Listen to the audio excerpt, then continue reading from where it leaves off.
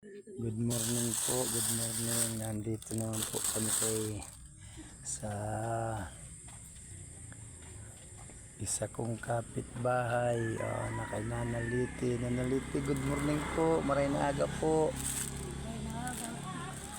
Dinalhan ko po siya ng kaunting para almusalan.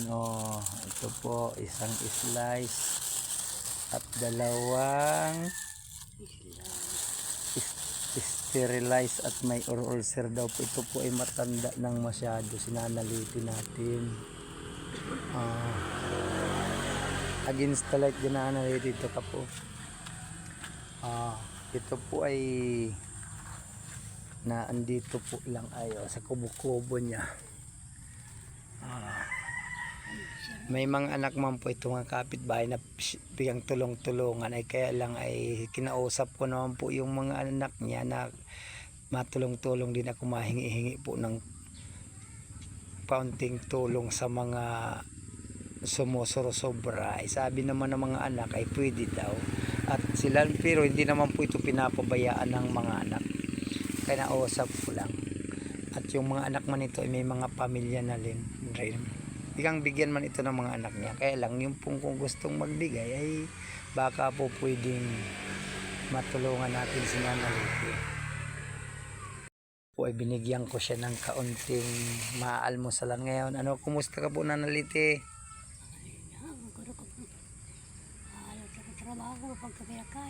Ay hindi ka na po pwede dapat magparatrabaho at mahina na.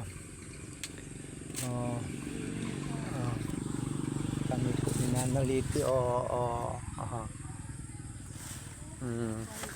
Ito po, ma-picture kami mamaya ni Nanaliti. Mahina na si Nanaliti. Hindi ko na kaya magparagawa. Maski magluto ay.